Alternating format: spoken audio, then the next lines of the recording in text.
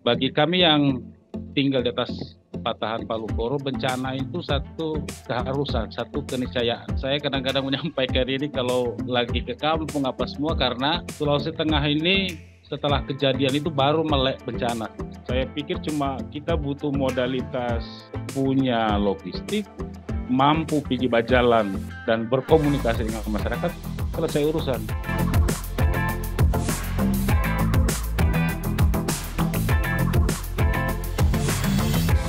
Teman-teman semua, apa kabar? Semoga pada sehat ya hari Baik, ini baik. di tengah cuaca di berbagai daerah yang sangat panas. Oke, saya mau menyapa teman-teman siang hari ini dengan sebuah pantun biar semangat. Oke, nanti tolong dikasih ini ya, dikasih cakep gitu. Oke? Cakep. Oke. Belum. Belum. Sabar. Oke. Oke. Oke, cahaya lilin bertabur bintang. Cakep. Oke, lampunya redup diterangkan. Cakep. Teman-teman yang sudah datang, Assalamualaikum kami haturkan.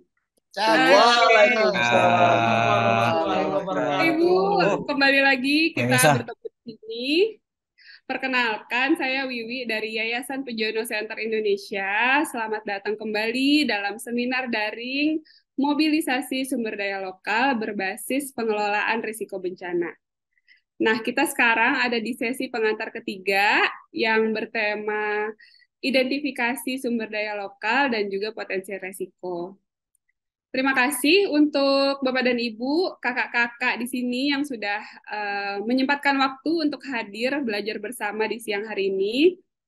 Seminar daring ini terselenggara atas kerjasama Lokadaya dengan Pujono Center dan didukung oleh CFLI atau Canada Fund for Local Initiative. Oh ya, hari ini kita akan berbagi tentang identifikasi sumber daya lokal dan identifikasi risiko. Nah, selanjutnya kita akan segera memulai sesi kita. Mas Hendra dan Bang Ipul sepertinya sudah ada di tempat. Mas Hendra, udah siap? Ya, udah siap, Pak. Ya, terima Siap. kasih Mbak Wiwi, rekan-rekan semua, Ibu Bapak peserta seri pelatihan Lokadaya ya. Assalamualaikum warahmatullahi wabarakatuh. Salam sejahtera bagi kita semua. Om Swastiastu, Namo Buddhaya, dan salam kebajikan. Ini ketemu lagi dengan saya, semoga nggak bosan ya. Kita di sesi minggu lalu juga kebetulan dengan saya. Ini saya bener panas banget ini Mbak. Saya gabungnya dari Jogja. Saya nggak kepikiran kalau di Makassar kayak apa. Biasanya lebih panas kan.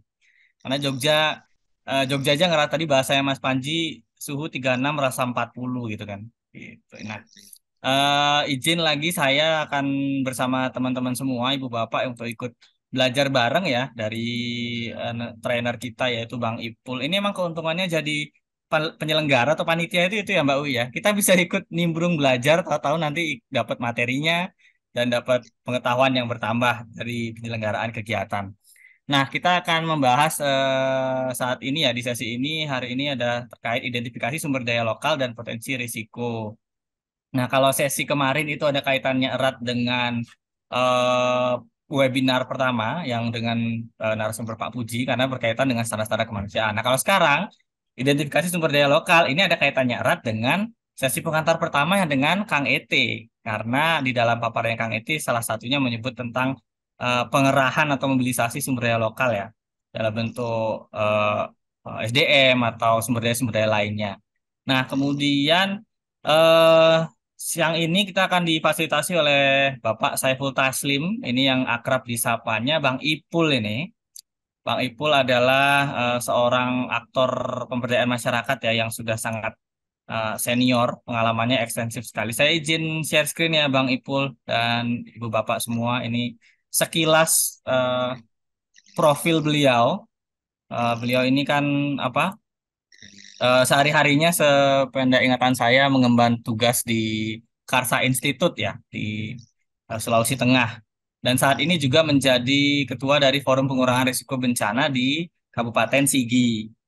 Nah, ini udah kelihatan nih dari profil singkatnya ada praktisi pemberdayaan masyarakat, di community empowerment, community organizing itu sudah banyak. Nah, ini kalau mau saya bacakan pengalaman training, workshop, pengalaman kerja ini mungkin sampai sesi ke-10 baru selesai ini. Jadi saya skip dulu ya Bang ya.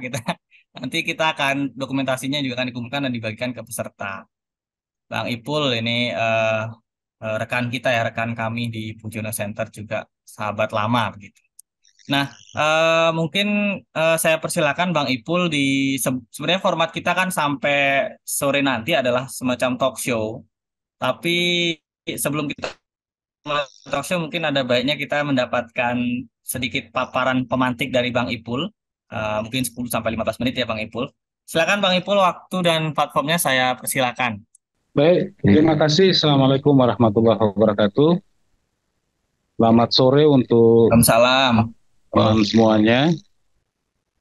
Semoga hari ini kita semua boleh mendapat kelimpahan berkat di hari yang panas ini.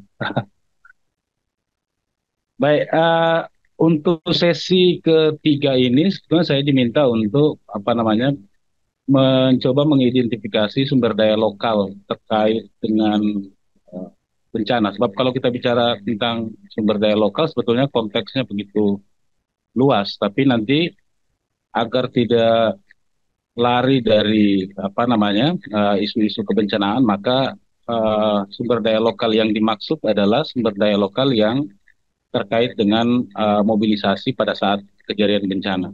Kemudian yang berikutnya ada satu ungkapan sebetulnya. Ini saya kadang-kadang menyampaikan ini kalau lagi ke kampung apa semua karena Sulawesi Tengah ini setelah kejadian itu baru melek bencana sebetulnya.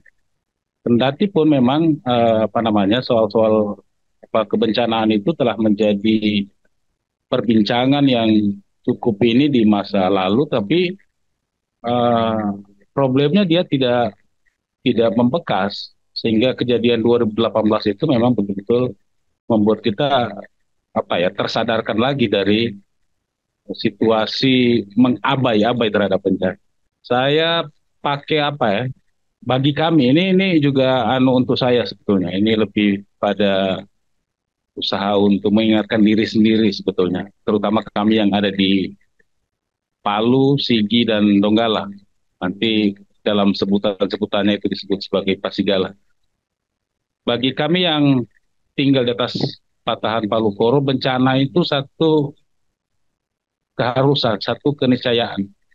Dan dia berada di luar kendali tentu saja. Yang bisa kita kendalikan adalah sikap dan tindakan. Kira-kira itu yang sering saya dalam rangka ini juga sih sebetulnya, dalam rangka untuk menyebarluaskan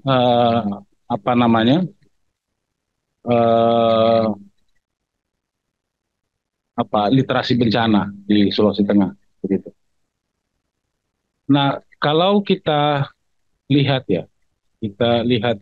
bencana itu baik bencana alam maupun bencana non alam, maka manusia itu adalah menjadi korbanan sebetulnya. Manusia menjadi subjek dari kejadian itu.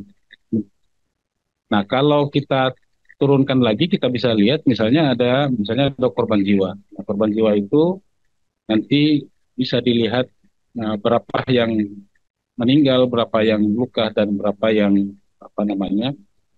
mengungsi. Kemudian kalau kita lihat lagi kerugian di harta benda, tentu ini menjadi sesuatu yang sering terjadi pada saat kita mengalami bencana. Ada juga kerusakan infrastruktur, baik kerusakan infrastruktur yang sifatnya private ya, yang rumah, kemudian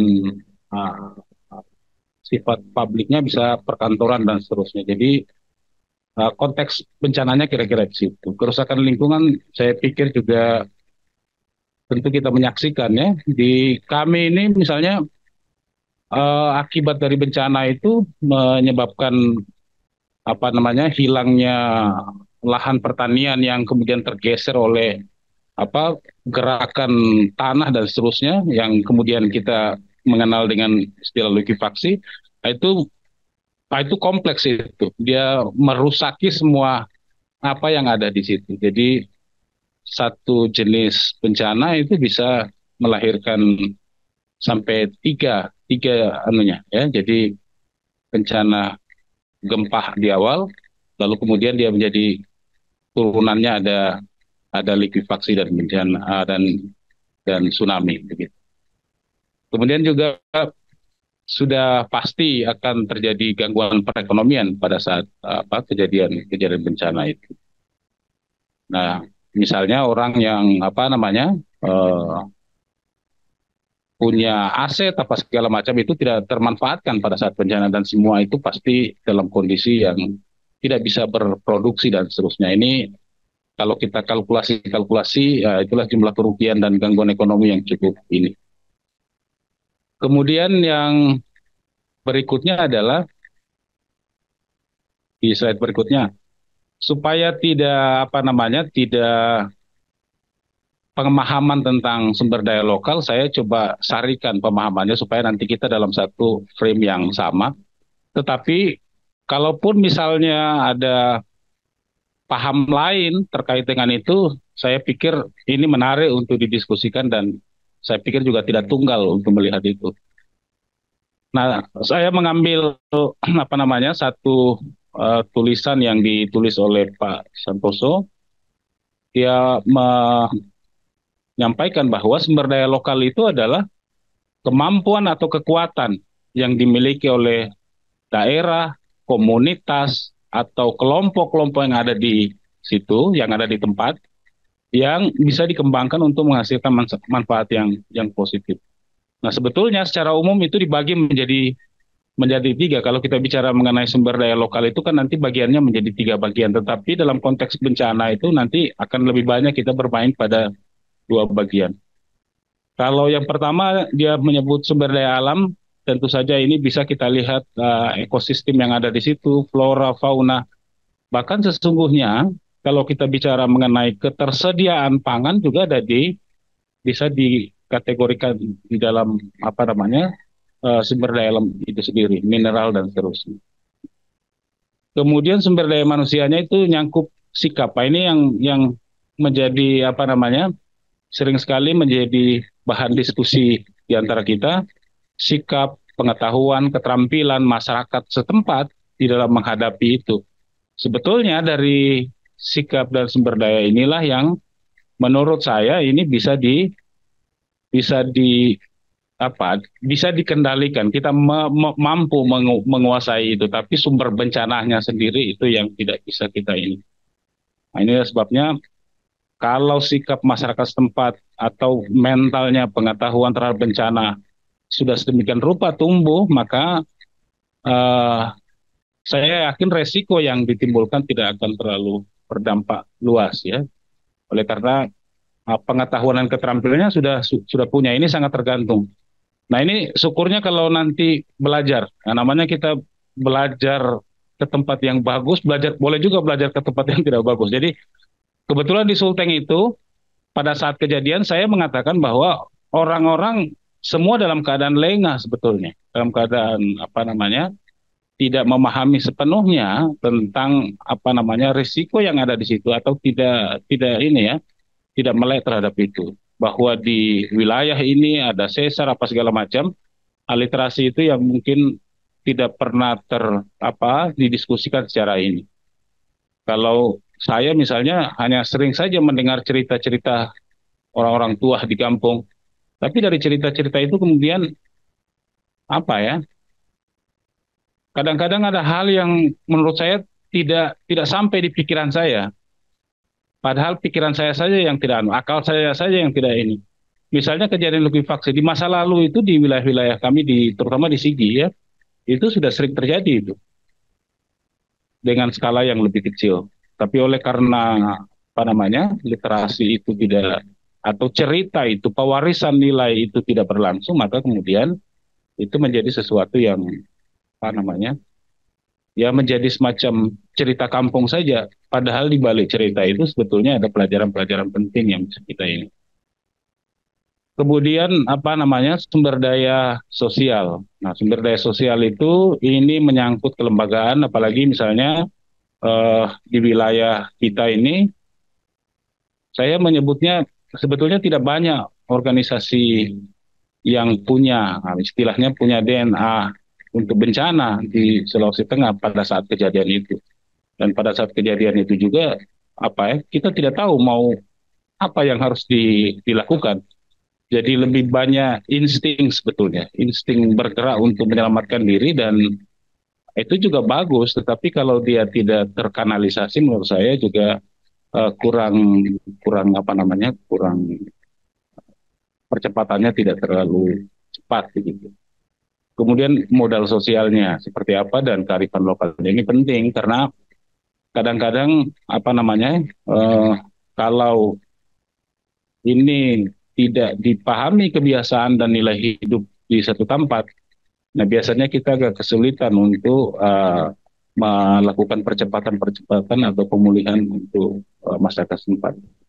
Bisa karena bahasa, bisa karena apa namanya uh, nilai setempat yang dianggap masyarakat sebagai sesuatu yang tabu dan seterusnya dan seterusnya.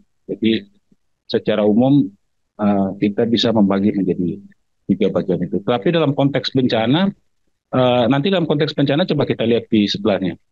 Di slide selanjutnya sebetulnya ini yang bisa saya tulis dan ini tidak banyak ini. Saya yakin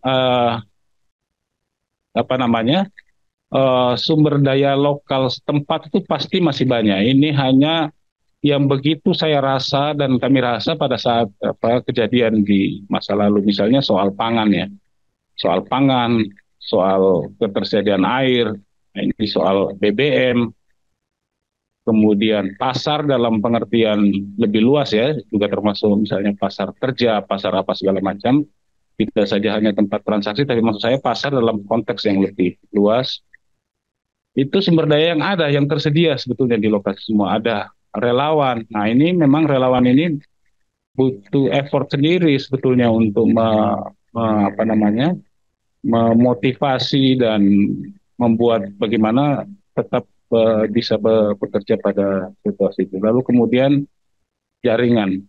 Nah jaringan ini baik jaringan formal informal saya pikir juga ini penting karena bagaimanapun juga di dalam konteks kebencanaan itu kita tidak bisa melakukannya sendiri dan pasti kita membutuhkan apa semacam supporting dari berbagai pihak, terutama teman-teman yang memang sudah memiliki pengetahuan terkait ini. Kemudian uh, sumber daya yang lain, kearifan lokalnya. Tentu ini kalau ini agak spesifik dan berbeda. Pasti di tempat-tempat lain juga memiliki kearifan lokal sendiri dan memang apa namanya ini sangat sangat sangat khusus sendiri sesuai dengan konteks di mana kejadian berlangsung. Kemudian ada juga logistik atau aset ya, aset yang kita punya lah, apa yang kita yang ada di depan, apa yang kita ini. Mungkin itu juga sesuatu yang bukan mungkin itu sesuatu yang sangat berarti kita mobilisasi pada saat kejadian-kejadian bencana dan organisasi setempat. Nah, seperti yang misalnya ini teman-teman semua yang tergabung di Lokadaya ini, saya pikir keragaman organisasi itu penting sebetulnya. Kendati pun misalnya dulu saya bilang ngurusin bencana ini, dulu pikiran saya awal ngurusin bencana ini, saya pikir cuma kita butuh modalitas apa namanya, punya logistik, mampu pergi berjalan dan berkomunikasi dengan masyarakat, selesai urusan. Ternyata ngurusin bencana itu butuh keterampilan, butuh experience, butuh pengalaman dan seterusnya. Hingga gabungan dari itulah kemudian bisa di apa namanya menjadi modalitas kita di dalam bekerja untuk itu. Saya lebih rinci di slide berikutnya terkait dengan apa namanya ini sekaligus pengalaman dan inilah yang untuk kami. untuk yang ketersediaan pangan ini penting sekali di dalam apa namanya keadaan krisis ya. Jadi baik apa namanya sesuatu yang kita konsumsi hari-hari maupun sebetulnya bisa jenis-jenis lain. Dan kita menyaksikan betapa melihat merasakan betapa sesungguhnya persoalan ini menjadi persoalan yang begitu pelik di awal. Tapi ada satu cerita menarik dari sini. Siapa tahu tidak mesti dicontoh, tapi paling tidak jadi inspirasi lah. Sebab contohnya bisa terkait dengan konteks lokalnya itu bisa berbeda. Jadi ada satu kampung waktu itu mereka sering jadi kebetulan habis panen dan dia tidak mengalami apa krisis yang begitu besar. Artinya masih memungkinkan mereka ini terpaksa harus mengirim sebagian dari hasil panen itu ke kampung lain. Oleh karena apa namanya situasi mereka menganggap bahwa yang terkena musibah itu juga bagian dari keluarganya, maka pemenuhannya dipenuhi oleh kampung-kampung sebelah. Kemudian pemenuhannya itu menurut saya penting, tidak perlu mendatangkan bahan yang dari luar ya. Jika memungkinkan masih ada di sekitar wilayah terdampak, itu jauh lebih bagus. Ada dua sebetulnya. Maaf, tentu saja mobilisasinya tidak terlalu jauh. Lalu yang berikutnya tentu saja bisa menstimulan sektor ekonomi di wilayah itu. Nah, yang ini saya biasa menyebut sebagai daerah buffer zone-nya saja, daerah di sekitar. Untuk Palu, Sigi, Donggala kemarin itu kami misalnya mendatangkan dari kabupaten yang tidak terkena, jadi masih dalam satu lintasan sendiri. Nah, kalau dari segi jarak tidak terlalu jauh, nah pemenuhannya dirasa lebih cepat dan bisa memenuhi apa yang di wilayah itu. Di samping itu juga ya tentu kita penggunaan bahan bakar ini yang tidak ramah terhadap lingkungan akan sedikit ketimbang dia menggunakan dari jauh. Nah, saya kira ketersediaan air bersih juga krusial di masa krisis, dan di tempat kami, jadi membayangkannya kira-kira begitu di tempat teman-teman baik di timur, di barat dan di tengah, yang misalnya ada kejadian, memang soal air bersih itu menjadi sesuatu yang penting untuk dipikirkan lebih jauh. Kemudian ini saya dulu pernah cerita sama Mas Puji kaitan dengan pengamanan dan jaminan BBM. Sebetulnya picu dari, kan di Palu itu ada satu cerita yang tidak bagus sebetulnya. Palu Sigi Donggala itu adalah di tengah-tengah krisis terjadi, lalu kemudian ada penjarahan dan macam-macam, itu kan sebetulnya juga salah satu faktor pemicunya adalah ketidaktersediaan bahan bakar. Orang tidak, karena pada saat kejadian listrik mati, kemudian nelpon tidak bisa. Kalau BBM-nya ada, mungkin dia bisa bisa mobile untuk mencari keluarga dan seterusnya. Kalau ada BBM mungkin dia bisa putar genset, lalu kemudian bisa narik air lagi kalau itu masih memungkinkan. Sangat penting. Tapi intinya saya mengatakan bahwa dalam konteks krisis seperti itu, fasilitas-fasilitas atau fasilitas yang memiliki fungsi untuk kepentingan orang banyak, baik sekali kalau ini mendapatkan tidak ditinggalkan begitu saja, sehingga orang tidak ada aturan di situ, jarak menjarah apa segala macam, ngambil BBM dan seterusnya. Pengalaman yang saya lihat misalnya ke Sulawesi Barat, nah ini untungnya soal ini juga sudah diperbaiki di sana. Jadi di minggu pertama, saya kebetulan masuk di hari ketiga, itu sudah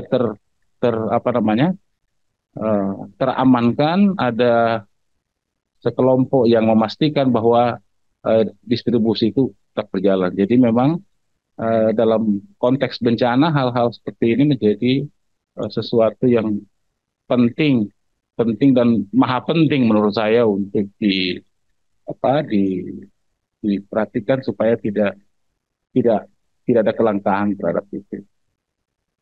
Ini dari kalau kita lihat tadi yang tiga tiga bagian tadi. Lalu kemudian yang manusianya, yang untuk apa namanya OMS-nya, organisasi masyarakat sipilnya, memang penting meletakkan apa ya semacam tanggung jawab moral, terutama bagi kita yang mendeklar, melabelkan diri bekerja untuk masyarakat luas begitu, organisasi sipil apa segala macam.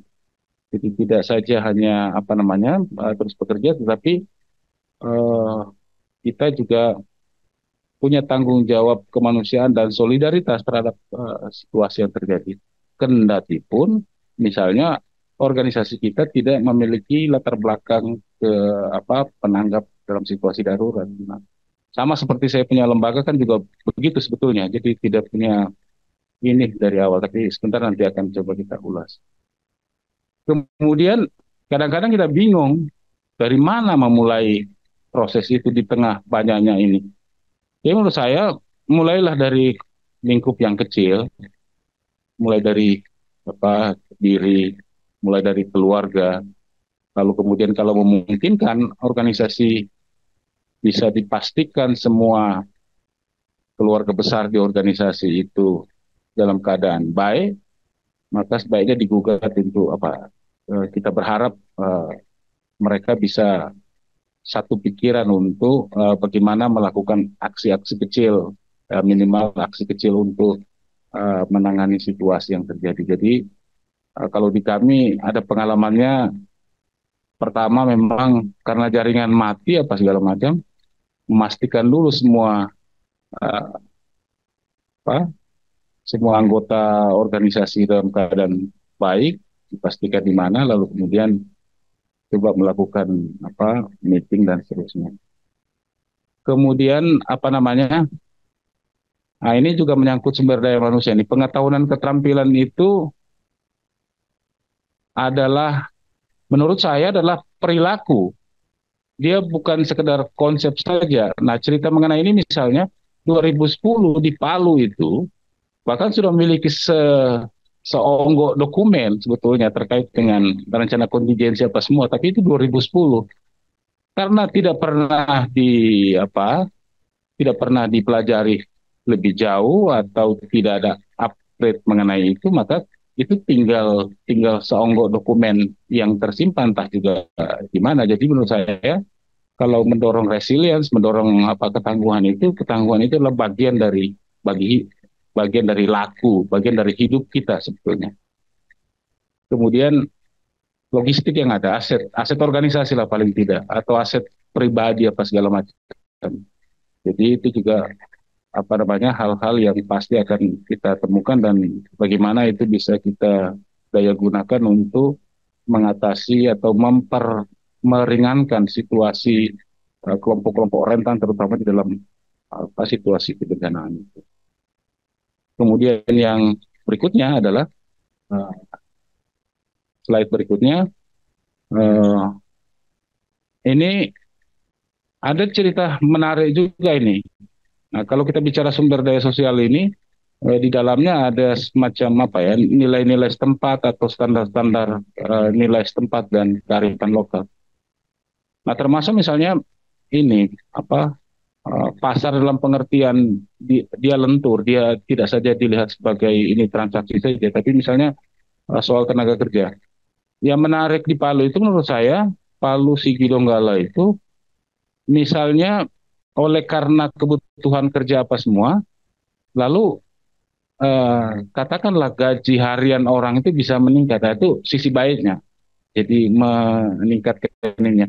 Tapi ada juga kita temukan misalnya justru tidak bekerja memanusiakan manusia menurut saya dalam apa namanya orang bekerja dengan ini dan tidak memperoleh. barang dan jasa. Nah ini kadang-kadang luar biasa ini, kadang-kadang sudah di-coupling oleh semua satu oleh ini kadang ada kebutuhan terhadap itu tapi barangnya tidak ada dan ini kalau tidak terkontrol ini bisa menimbulkan apa ya, menimbulkan uh, harga yang lebih tinggi dan juga bisa langka.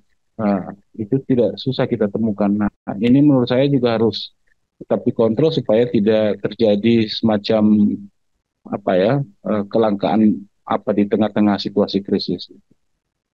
Kan sebetulnya kalau kita bicara mengenai ekonomi apa segala macam, rumusnya ya gampang-gampang susah. Orang bilang barangnya ada dan kemampuan belinya punya orang itu. Jadi dua komponen itu kalau terpenuhi, nah itu mudah-mudahan tidak terjadi inflasi kalau seperti itu. Kemudian relawan ya di sumber daya lokal yang bisa kita ini adalah apa namanya peran-peran relawan. Nah kadang-kadang dalam situasi seperti itu eh, semangat untuk keluar dari krisis itu di masing-masing orang pasti ada. Nah kelompok-kelompok yang seperti itu menurut saya penting sekali digalang dan kita bisa apa namanya memotivasi atau melakukan pendekatan dengan membangun solidaritas di antara mereka supaya ada tindakan yang bisa kita ambil di masa krisis itu. Saya ingat dulu di kantor kami ada satu kecamatan yang tidak terdampak, artinya dampaknya tidak terlalu berat sebetulnya. Kemudian suatu saat mereka datang ke Palu mau jenguk keluarganya dan ngecek, itu tidak balik lagi ke kampung. Kami kebetulan agak mudah dan mereka tidak balik ke kampung, kami minta untuk apa namanya stay saja di sekretariat untuk saling membantu dan itu harus disampaikan, dimotivasi, dibangkitkan ininya. Nah, itu penting sekali. Saya bilang begini sama teman-teman itu.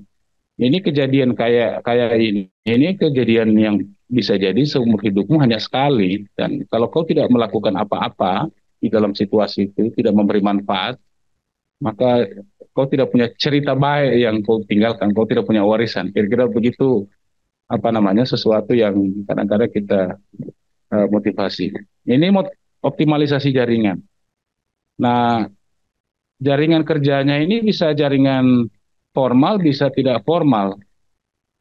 Jadi maksud saya jaringan ini bisa juga apa semacam ada yang kita kenal atau apa ini penting sekali di masa seperti ini.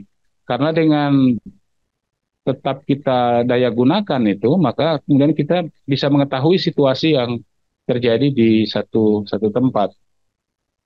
Jadi baik formal maupun informal. Jadi, saya misalnya pada saat kejadian di kami ini, itu kan langsung semua teman-teman, ya, terutama teman-teman di Jawa ya, Jakarta, Jogja, semua pada ngontak gimana kondisi terakhir di lokasi.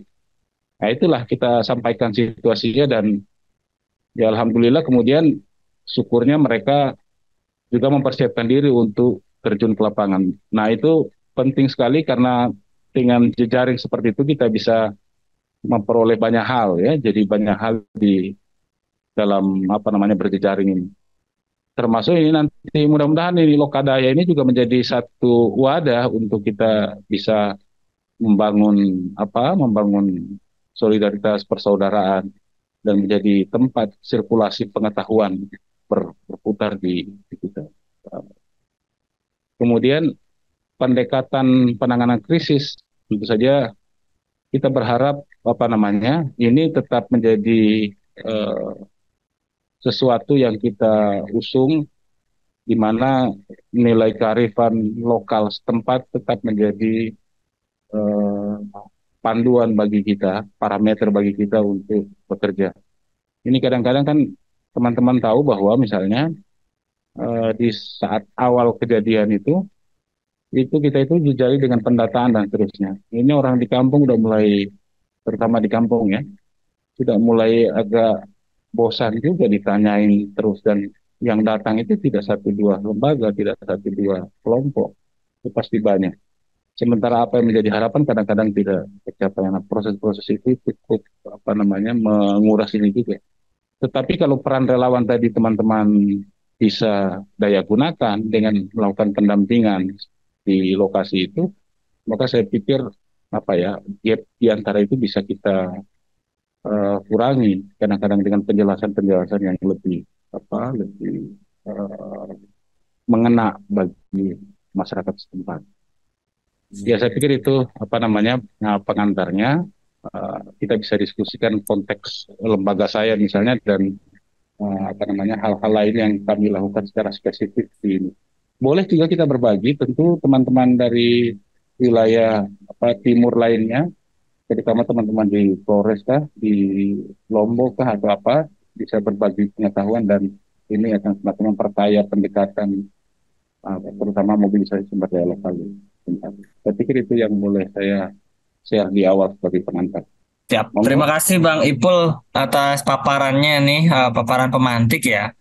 Saya yang tadi sangat beresonansi kuat pikiran saya adalah bahwa bencana itu sebuah keniscayaan. Sebenarnya bukan hanya di teman-teman yang ada di atas ini patahan Palu Koro ya, tapi kalau kami di sini ada sesar juga kan di Bantul. Jadi mungkin sebagian besar daerah Indonesia tuh memiliki risiko atau terpapar terhadap potensi risiko bencana ya Bang Ipul ya. Jadi kalau ada yang bilang beberapa, ini kita tinggal menunggu lotre saja Bang ya. Kita menunggu undian saja. Kapan kapan kenanya? Ya, seberapa besar dampaknya itu kan bervariasi. Dan kalau dulu orang bilang supermarket bencana di Indonesia, tapi kan sekarang kita sudah mulai berusaha menggeser paradigmanya menjadi laboratorium pembelajaran ya untuk penanggulangan bencana itu Indonesia. Karena kalau supermarket kesannya buruk banget ya, kita ada ngambil bencana ada banyak gitu di Indonesia, tapi sekarang menjadi laboratorium. Nah ini dua poin penting yang saya bisa tarik dari ininya Bang, paparannya Bang Ipul. Nah kalau boleh sekarang saya mau mengajak kita masuk ke sesi sebenarnya bukan ini ya, ya sebenarnya diskusi terbuka saja, tapi kalau boleh disebut talk show.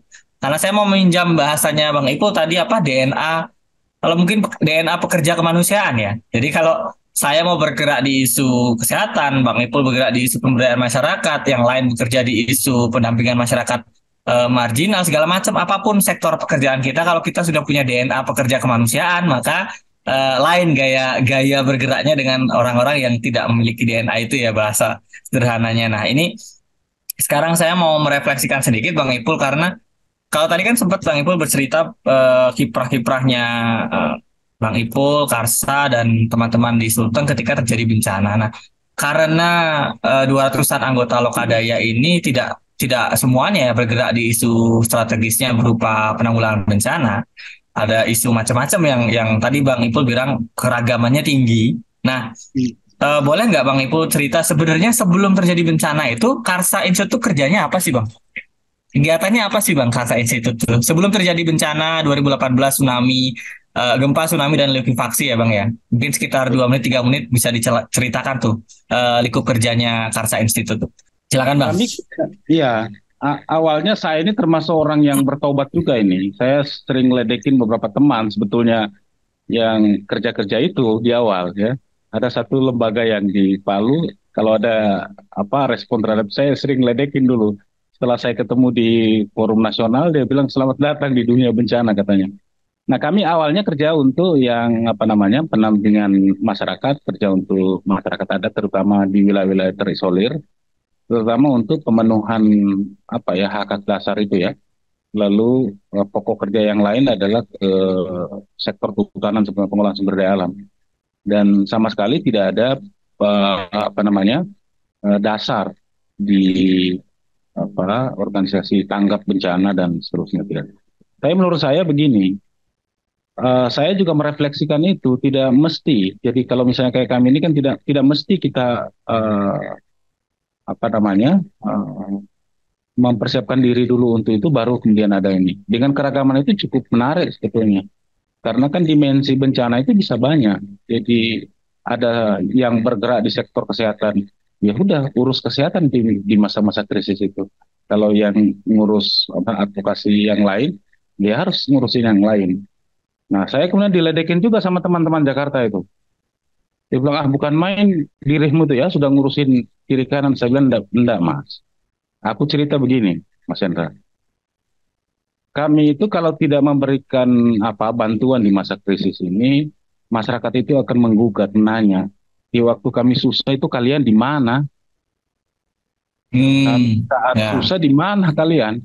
Ini yang datang orang lain. Jadi ada semacam perenungan pergumulan itu, kemudian organisasi kami juga pada akhirnya setelah ini juga menetapkan itu sebagai salah satu bagian yang menjadi proyeksi kerja gitu.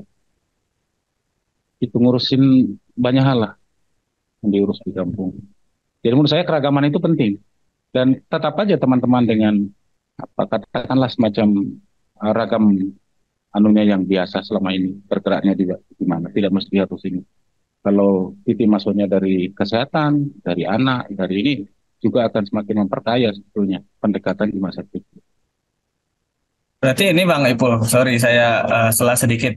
Panggilan kemanusiaan ya. Kalau di sesi kemarin di awal-awal tuh ada sesi kemanusiaan juga kan. Dasar-dasar kemanusiaan bahwa ia adalah menjadi kesamaan nilai yang kita pegang adalah tadi ada rasa kemanusiaan, kemudian tanggung jawab moral untuk membantu. Kalau saya misalnya praktisi eh, pendanaan apa ya misalnya pendanaan desa gitu, terus terjadi bencana di desa binaan saya, terus saya nggak bisa bilang itu bukan pekerjaan saya bantu kalian Iya, kena bencana, bukan nggak bisa iya. begitu ya Bang ya.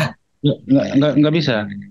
Justru ketika kita, itu yang saya bilang, ketika kita melakukan pilihan hidup dengan kerja kayak begini, beraktivitas kayak OMS seperti apa ini, itulah anunya, pembedanya, bahwa saya pernah begini, kasih tahu begini, dulu teman-teman waktu pembangunan shelter toh, Mhm. saya bilang, kau pergi mengawasi itu, bukan kau seperti, minta maaf untuk bahasanya ini, jangan Ya, lagakmu seperti pengawas kontraktor gitu loh. Kau ini adalah organizer community yang kerjanya memfasilitasi itu. Jadi ya kalau berani mendeklar sebagai kelompok organisasi masyarakat sipil ya tentu itulah pondasinya itu. nah sekarang tadi apa Bang Ipul menceritakan kegiatan ketika bencana terjadi ya Bang Ipul ya oleh Karsa atau teman-teman di Sulawesi Tengah. Nah, waktu itu kan pasti kedatangan banyak ini ya, banyak organisasi dari luar gitu misalnya atau daerah penyangga kalau tadi bahasanya ya, daerah penyangga kalau Palu, Sigi, Donggala dan sekitarnya itu akan datang ke lokasi terdampak untuk memberi bantuan. Nah, itu kemitraannya teman-teman waktu itu bentuknya seperti apa, Bang? Pola kemitraannya Karsa atau organisasi yang memang terdampak benar-benar bencana dengan organisasi yang datang dari luar itu pola kemitraannya seperti apa, Bang? Luar yang dimaksud ini dari luar Sulawesi Tengah toh? Ya, luar Sulawesi Tengah. Betul. Iya, iya. Eh, apa namanya? Tentu dalam situasi itu juga saya yakin. Jadi kita ini satu ikatan keindonesiaan barangkali begitulah. Eh. Hmm, hmm. Pasti solidaritas itu tinggi, dan kalau ada kejadian di satu tempat, teman-teman yang dalam kondisi yang tidak mengalami musibah krisis itu juga pasti tentang. Nah, beberapa teman-teman tanpa menyebut nama ini ya mereka mengontak kami situasinya seperti apa dan mereka sampaikan mau datang, dan saya juga membayangkan nih taruh di mana nih teman-teman datang ini. Yang saya bayangkan adalah yang kami bayangkan di organisasi adalah bagaimana paling tidak lembaga kami menjadi jembatan mempermudah teman-teman ini melakukan respon terhadap korban dan seterusnya. Ngambil peran seminimalis itulah dulu paling tidak.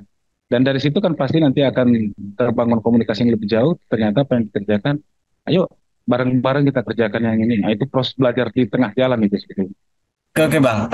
Sorry Bang, ini ada pertanyaan dari Kak Yosua Lapudo ini. Nah, ini kebetulan sangat berat katanya dengan yang jawaban Bang Ipul barusan, komunikasi-komunikasi itu. Bagaimana membangun komunikasi dengan sumber daya lokal terkait mitigasi bencana? Karena ada ego sektoral itu yang bermain di sana, Bang Hmm. Ipul. Koordinasi, komunikasi itu dua hal yang gampang diucapkan. Prakteknya minta ampun untuk dikerjakan itu. Nah, yang kejadian di kami, tapi nanti di tempatnya Bang Yos bisa lain, Bang. Tapi ini kejadian di kami. Nah, kebetulan memang saat kejadian itu, para pimpinan daerah ini tidak berada di lokasi. Oleh karena tidak ada lokasi, kan Nah, standarnya begitu. betul. Dianggap lumpuh, apa segala macam. Militer sempat ngambil peran yang lebih besar porsinya di situ. Dan semua apa laporan ininya ada lagi ke sana. Nah, bagaimana cara membangun komunikasi? Nah, itu apa namanya?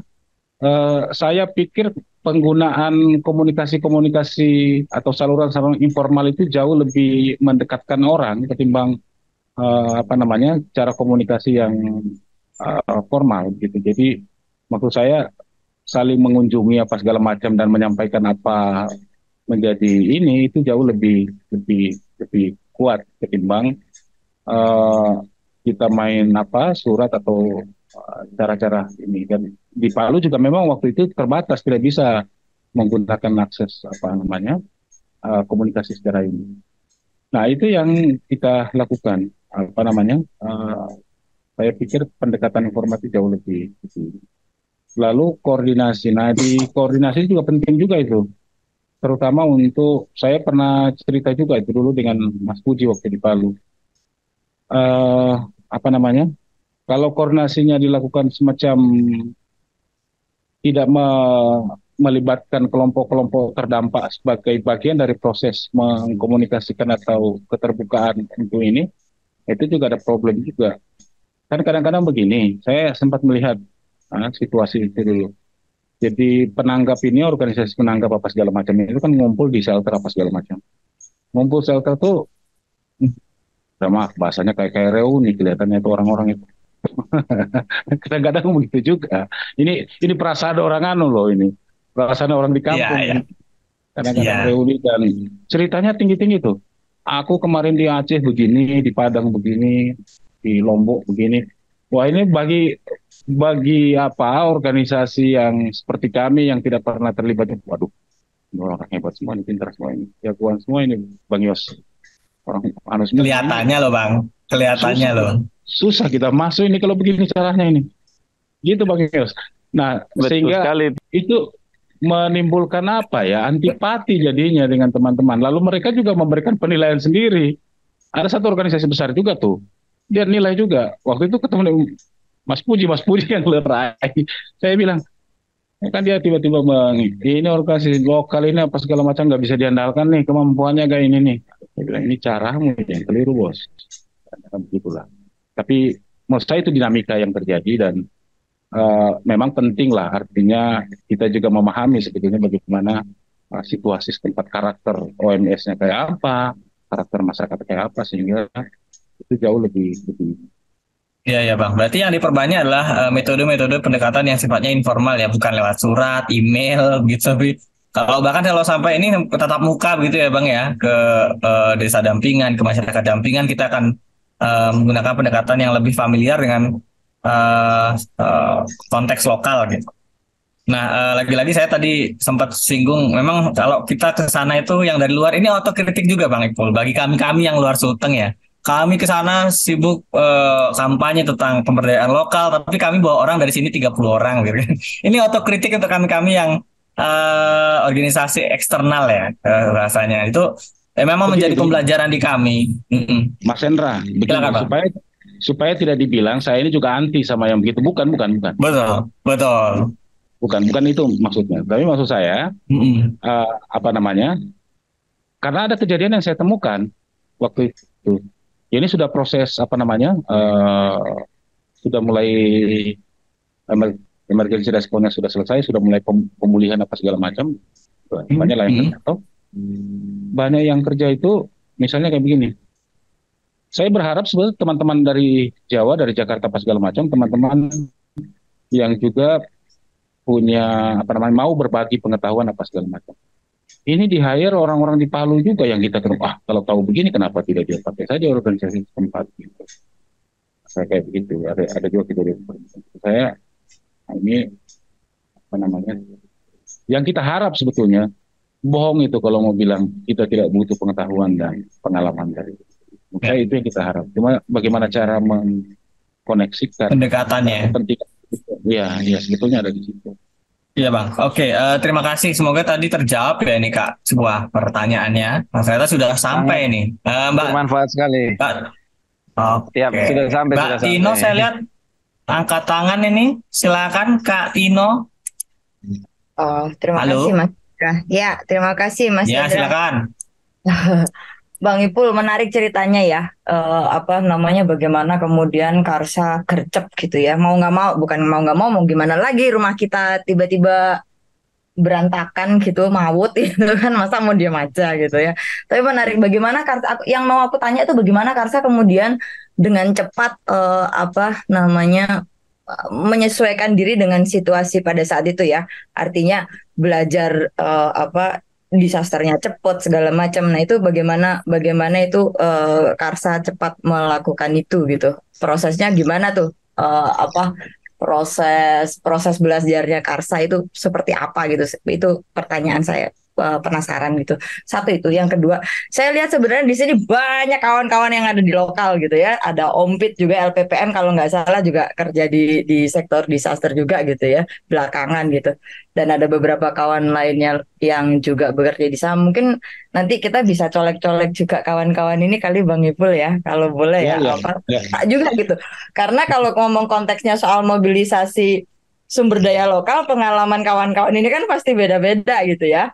Nah, kayaknya kita juga perlu dengar nih cerita-cerita Betul, betul. kawan-kawan. Tapi aku penasaran banget ini Karsa shiftingnya gimana gitu. Cara shiftingnya secepat itu menghadapi situasi yang kemarin terjadi gitu. Terima kasih. Makasih Mbak Tino. Mbak, kebetulan barangkali satu mau dibilang kemewahan juga barangkali ya. Satu kemewahan di kami adalah tempat kami itu jadi tempat ngumpul teman-teman dari Jawa. Jadi proses belajarnya tidak mesti dikurung di ruangan, dikumpulin di ruangan diceramahi, tapi diajak langsung ke lapangan dan sama-sama membutuhkan kalau ke lapangan. Jadi proses belajar belajar cepatnya. Jadi misalnya untuk joint assessment di awal ya, kami diajak terlibat, pulang dari sana teman-teman mulai paham, oh ini toh joint assessment untuk ini dan apa namanya. Jadi proses belajarnya sekaligus terlibat di dalam aksi-aksi itu. Jadi belajar sambil ini sebetulnya. Kemudian yang kedua, saya kebetulan diminta jadi ketua forum kabupaten dan ekspektasi orang forum itu dia ngerti urusan A sampai Z itu kalau turun ke kampung. Mau tidak mau saya Tahu ya. bajak satu-satu. Iya, serba tahu kata dia. Tak bajak satu-satu itu mulai dari saya panggil master semua lah teman-teman ini. Master Anggoro, Master Panji yang datang ke Palau semua, Mas ajar saya ini Mas, saya tidak peduli itu yang begitu-begitu, saya ini tidak diajarin. Nah, secara teknis itu seperti apa sehingga Ya. lama kelamaan berproses dan tidak tiba-tiba diundang juga sama BNPB untuk ikut diklat apa segala macam. Itu prosesnya Mbak Tino. Jadi memang bekerja, turun ke lapangan sambil belajar di situ, lihat teman-teman apa segala macam, ya udah. Jadi tidak ada pelatihan khusus ke teman-teman. Oke, Ya. baik. Terima kasih Bang Ipul. Ini di chat udah banyak nih. Mas Hendra. Ya, silakan. Saya berusaha menghormati prinsip Vivo ya, Bang. Apa first in first out. Jadi setelah Mbak Tino ini ada Kak Kava Z dari SD Inpers. Langkah apa yang seharusnya dilakukan pemerintah desa dan kami ya selaku organisasi lokal ketika melihat potensi bencana likuifaksi di Jember? Kami di Jember kemarin sempat ngobrol dengan beberapa desa yang punya potensi likuifaksi dan mereka bahkan nggak tahu kalau punya potensi likuifaksi. Apa yang kami bisa sarankan dan kolaborasikan dengan pemerintah desa selaku pemerintahan terbawah ya, lingkup pemerintahan paling kecil gitu. Silakan Bang Ipul. Likuifaksi ini sebetulnya pengalaman baru yang kita juga belum temukan bagaimana cara mengurangi dampak dari likuifaksi. Saya sebetulnya punya utang juga ditagih sama Mas Puji nih, disuruh nulis sebetulnya testimoni yang paling sederhana ini. Tapi nanti Mas Hendra bisa bantu itu. Testimoni orang-orang yang selamat dari likuifaksi karena kan skala likuifaksinya agak besar itu. Nah, itu kita kalau untuk likuifaksi sendiri sebetulnya kita belum ada satu pendekatan yang bisa teruji. Tapi menurut hemat saya, ini pengalaman saja dari bincang-bincang dengan orang-orang yang selamat dari likuifaksi. Kan likuifaksi itu sebetulnya adalah ada air jenuh di bawah, lalu kemudian kondisi tanah di atas itu tekanannya agak berat, jadi bangunan apa segala macam. Jadi saya pikir secara teori bisa kita lihat begitu. Nah, menurut saya dari cerita-cerita ini pengalaman di Palu lah, ya pengalaman Palu dan Sigi. Jadi mereka yang selamat itu rata-rata Mas Kafa itu orang-orang yang apa ya? Dia biasa di bawah pohon atau di atas pohon besar. Jadi intinya kalau orang tanya gimana tidak lekuifaksi, saya pikiran anunya sederhana saja, tanam pohon banyak-banyak di sekitar itu. Mudah-mudahan itu menjadi apa pengikat tanah apa segala macam untuk apa namanya mengurangi dampak ininya. Karena di tempat kita itu apa luncuran elevasinya juga cukup cukup ini di tempat-tempat yang terjadi likuifaksi itu. Nah, kemudian itu yang saya pikir bisa dicanangkan juga sebagai apa satu pendekatan antisipasi terhadap apa likuifaksi itu dengan nanam apa yang banyak di situ. Lalu bagaimana ke pemerintah desanya? Nah, memang penting lah di masing-masing desa itu ada semacam apa apa kajian risiko bencana di level desa supaya ini orang aware dengan saya ternyata tinggal di wilayah yang kira-kira karakternya begini ini. Jadi penting untuk memahami itu sehingga kalau ada apa-apa mereka sudah bisa memiliki lebih awal. Dan saya pikir untuk penanganan bencana pada level desa sekarang banyak sekali peraturan yang ikut mendukung bahkan di pemilihan 2023 ini Kemendes juga sudah mengeluarkan edaran untuk bagaimana penyelenggaraan bencana di level desa dan bisa menggunakan anggaran desa di dalam usaha-usaha mitigasi pada level level desa. Jadi dioptimalisasi saja itu. Kadang-kadang memang biasanya pemerintah desanya tidak pede dan merasa apa dia ya, wah ini belum ada perintah dari Pak Bupati ini atau apa. Nah kebetulan kami di Sigi juga sudah merumuskan satu peraturan bupati mengenai penanggulangan bencana di level desa dengan berdasarkan kewenangan desa karena kewenangan desa kan juga ada di eksekutif situ mereka bisa melakukan atau menggunakan pembiayaan itu. Mungkin pintu masuknya dari situ mengenai ragam kegiatannya ya saya pikir bisa dipikirkan sesuai dengan konteks di wilayah setempat.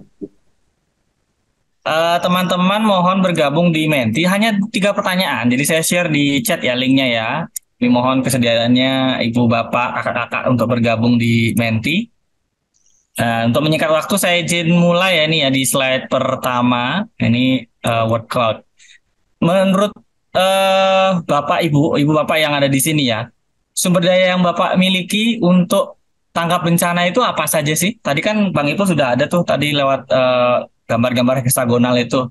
Nah, yang menurut Ibu Bapak sekarang dimiliki oleh Ibu Bapak sendiri atau organisasinya Ibu Bapak itu apa sih yang bisa kira-kira bisa digunakan untuk merespon kedaruratan bencana misalnya? Jaringan, SDM, sumber daya alam, keahlian, finansial. Oke. Ya berarti mulai kelihatan ya bahwa yang sumber daya yang paling jelas bisa teridentifikasi di teman-teman adalah relawan, SDM, keahlian, jaringan, dan dana, serta keahlian ini.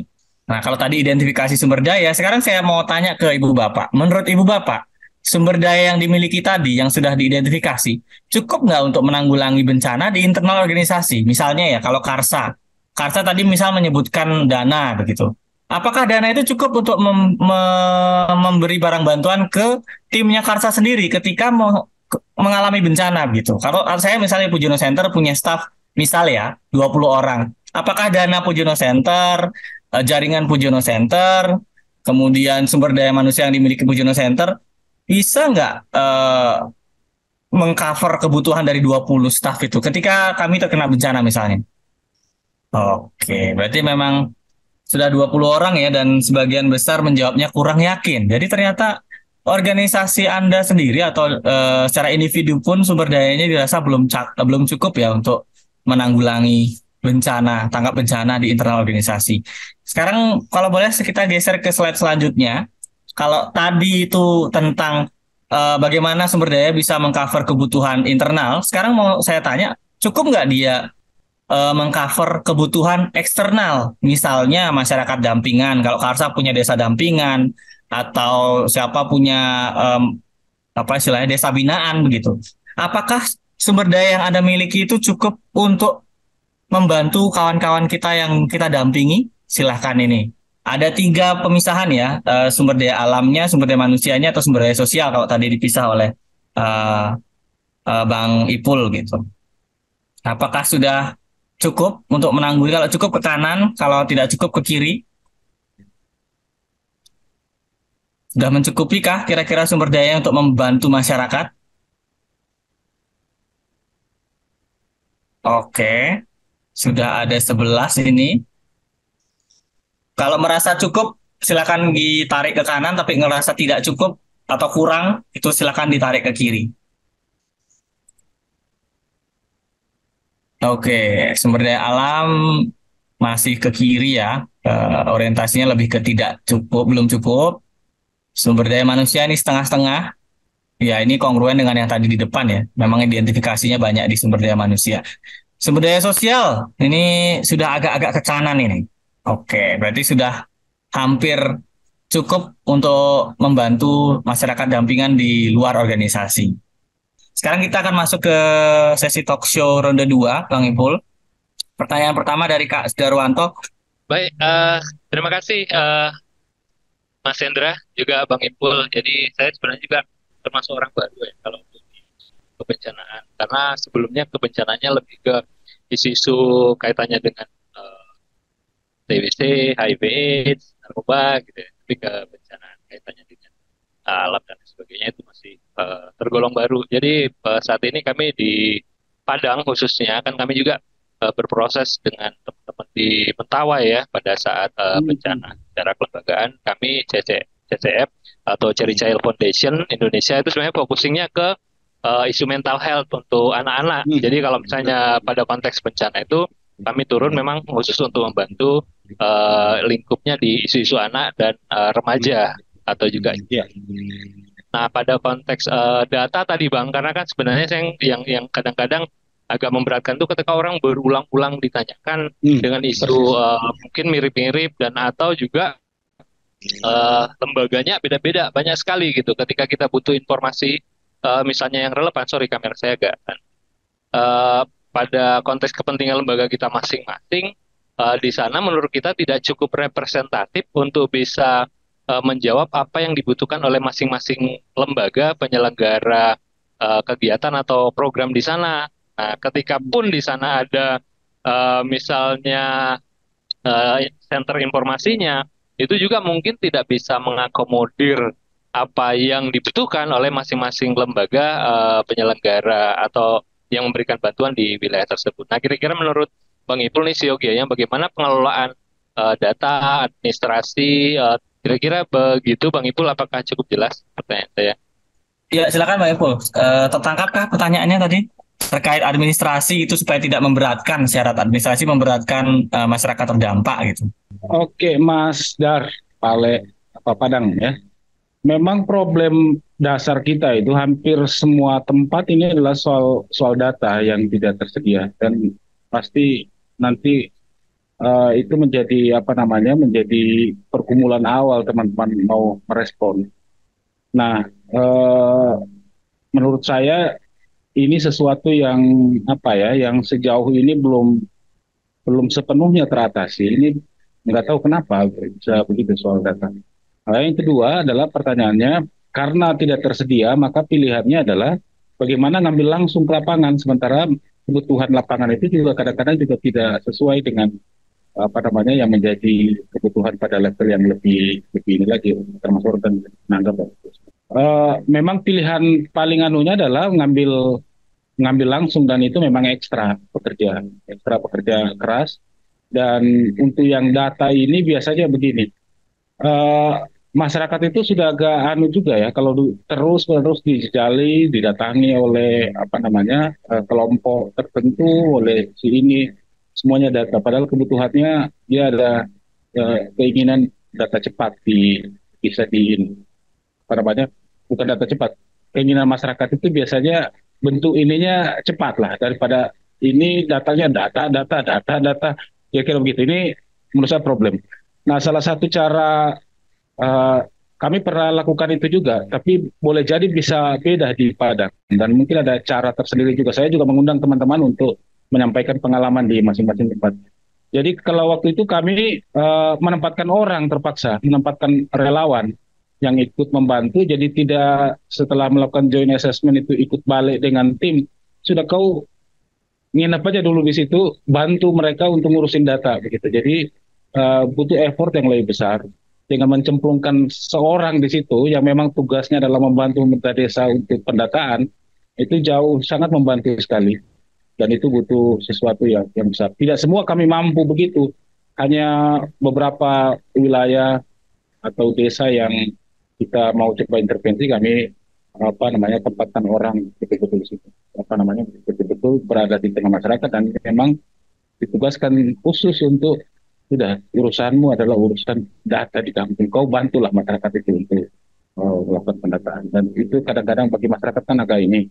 Kalau ada teman lain, ada orang lain, ada relawan yang kita tempatkan di situ untuk membantu mereka pendataan, itu jauh lebih paling tidak itu yang bisa sedikit mengurangi gap kebutuhan data yang begitu ini di tingkat masyarakat. Jadi harus memang mencari siasat, ya caranya itu salah satu saya pikir adalah menempatkan orang yang kita tugaskan memang kau bantu pemerintah desa untuk mengurus data di kampung itu.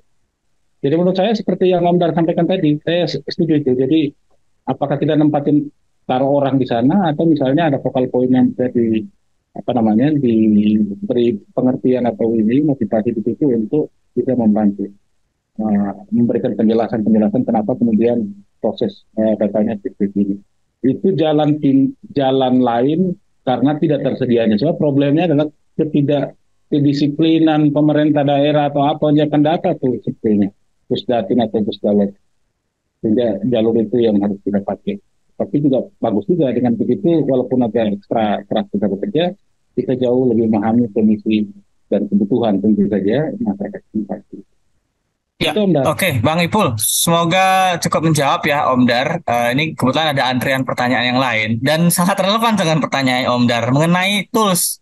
Tools tadi kalau pertanyaannya terkait pendataan. Nah ini dari Kak Rifai PDL. Mau bacakan sendiri Kak Rifai? Oke, saya bacakan deh Bang. Apakah ada tools atau proses identifikasi sumber daya lokal ini Bang? Atau tools yang bisa digunakan teman-teman Karsa, yang biasa digunakan teman-teman Karsa sebagai alat bantu untuk identifikasi sumber daya lokal. Ini kebetulan pas juga dengan pertanyaan yang saya rancang kemarin terkait upaya pemanfaatan sumber daya lokal. Nah ini ditanya toolsnya Bang Ipul. Ada nggak matriks atau format atau formulir gitu yang bermudah kira-kira ada nggak? Silakan Bang Ipul. Belum, justru belum ada toolsnya. Jadi oleh karena itu tadi sebetulnya kita menangkapnya dari apa yang terjadi di lapangan dan seterusnya. Tapi kalau ada tools itu jauh lebih jauh lebih mensistematikan pekerjaan kita, sehingga dengan tools itu bisa memandu pekerjaan lebih mudah. Nah kalau pertanyaan apakah ada toolsnya, sejauh ini kita belum menggunakan itu, baru apa yang kita bisa lihat di dalam kejadian-kejadian bencana itu apa memang sih kebutuhan yang mendesak yang relevan dibutuhkan oleh ini, apa yang digerakkan untuk mempermudah atau mempercepat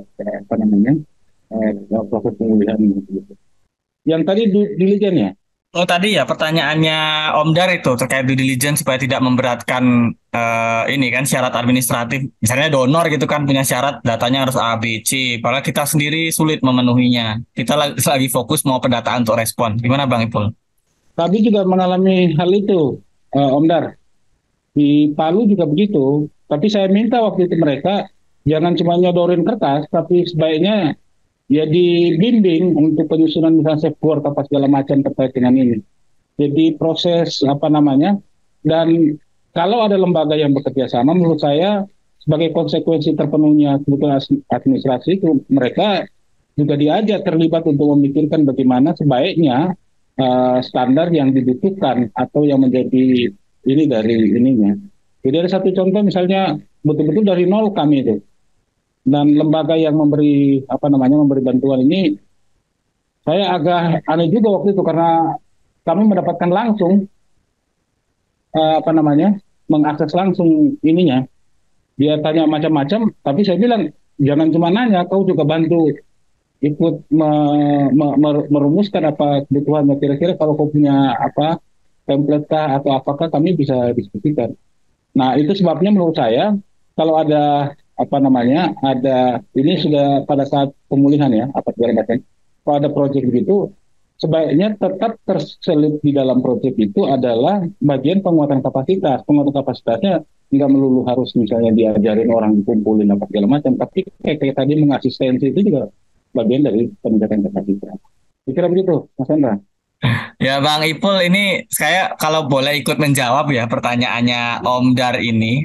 Kita lagi bulan konteksnya memang penanggulangan bencana ya. Nanti mohon dikoreksi Bang Ipul dan teman-teman kalau ada yang kurang tepat. Tapi kalau di rezim penyusunan dokumen perencanaan penanggulangan bencana ya, kalau boleh sebut rezim itu kan ada pengaturannya. Kalau kita contoh misalnya dalam rangka kapasitas daerah, itu ada yang namanya indeks ketahanan daerah.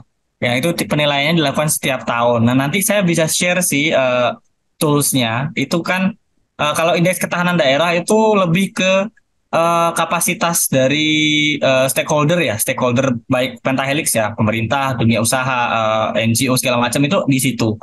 Kemudian ada lagi padanannya seperti itu, tapi untuk masyarakat, bahkan levelnya desa, dia namanya PKD, penilaian ketangguhan desa ya kalau nggak salah. Nah, masing-masing punya juknisnya sendiri, jumlah pertanyaannya kayak kalau sependek ingatan saya IKD itu sekitar 200-an pertanyaan, PKD sekian pertanyaan. Nah, itu dia di dalamnya mulai mengidentifikasi kapasitas-kapasitas yang tersedia di lokal. Nah, nanti saya izin mungkin nanti digabungkan ke Google Drive ini ya. Pelatihan kita kan punya semacam pustaka.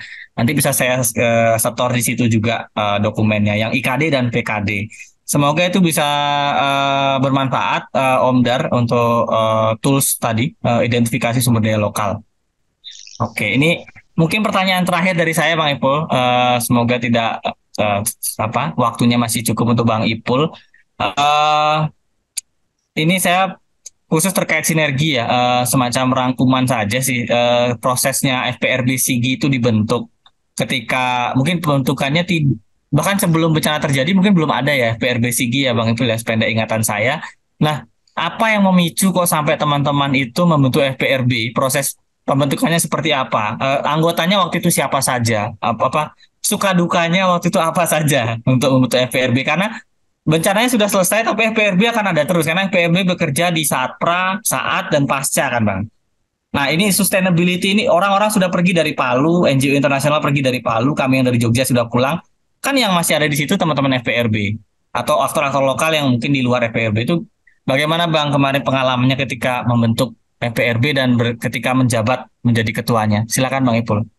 Pembentukan FPRB SIGI itu sendiri setahun setelah kejadian itu. Dan kalau Mas Hendra tanya gimana ceritanya, saya ini juga beneficiaris di situ tuh. Jadi iya, kalau tidak mau dibilang pemegang hak gitu loh. Ya.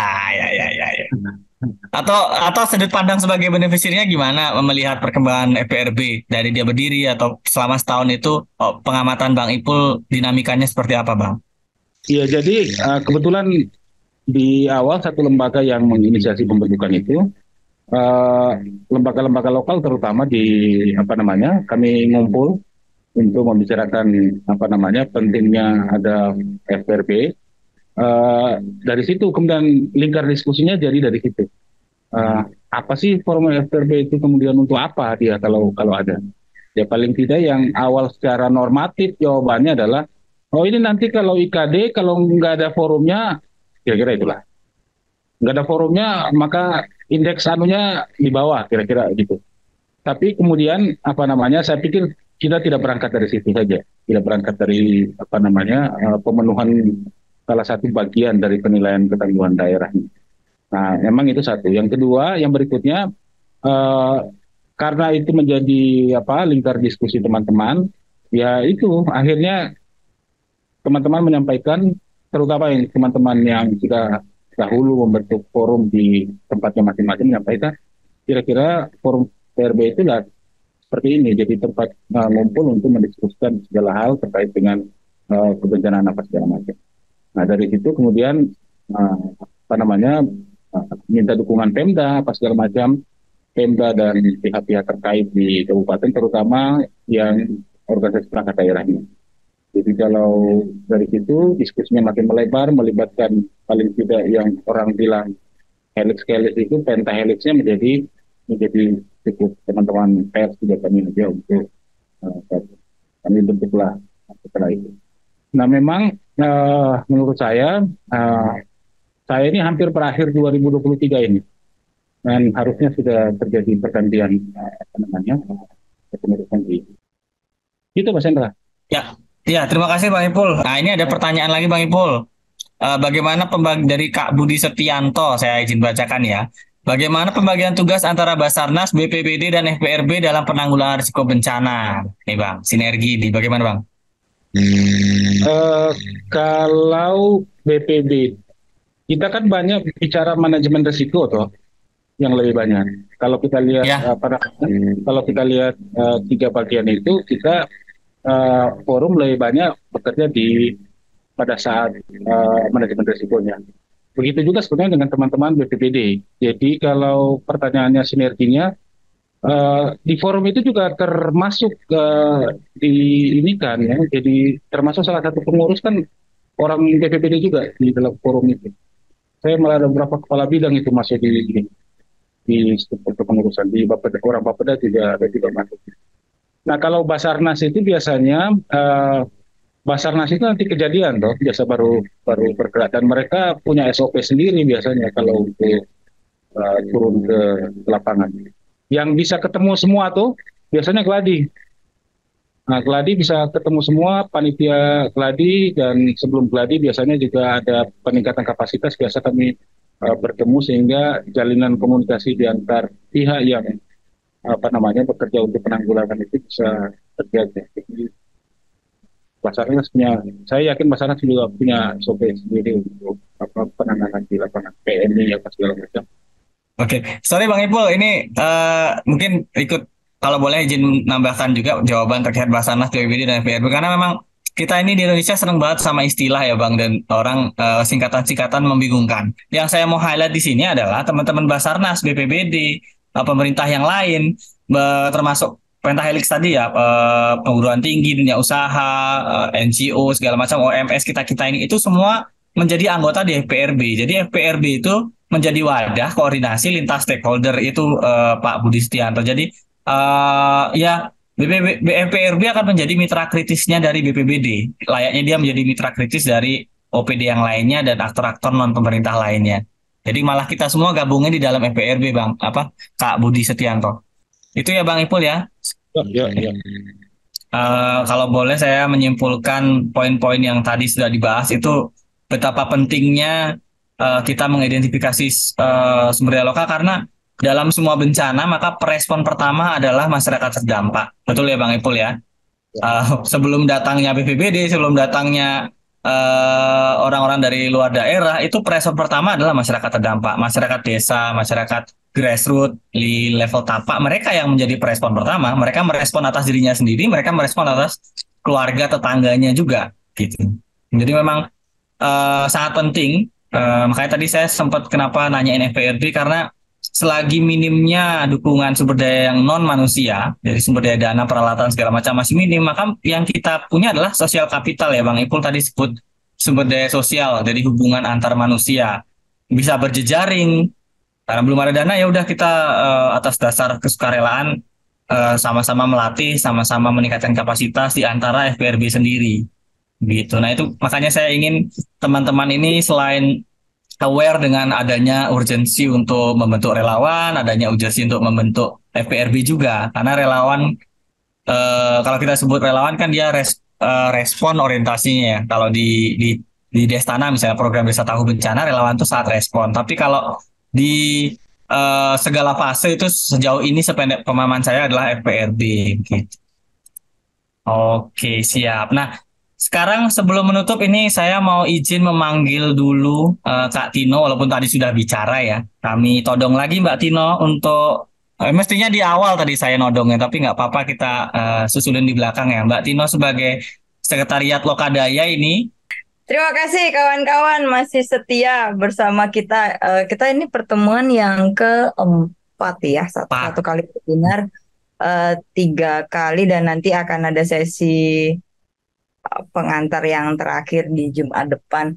Harapan saya sih kawan-kawan gak bosen gitu ya, setiap Jumat bertemu dengan kita semua di sini gitu, dan pengennya sih nanti setelah sesi yang keempat yang di minggu depan itu, yang sesi pengantar keempat itu kita akan mulai masuk ke dalam sesi-sesi tematik yang sesuai dengan pilihannya kawan-kawan gitu. Sekali lagi terima kasih. Selamat sore kawan-kawan. Sekalian saya kembalikan ke Mbak Wiwi. Teman-teman, saya ingin menutup seminar daring ini dengan sebuah pantun. Hari panas, jalan membelah. Cakep. Hutan rimba, tempat si rusa. Cakep. Maafkan saya kalau ada salah, ya namanya juga manusia. Terima kasih teman-teman. Sampai jumpa minggu depan. Bye-bye. Iya. Terima kasih semuanya. Sehat-sehat ya. Terima kasih Mbak Wiwi semua.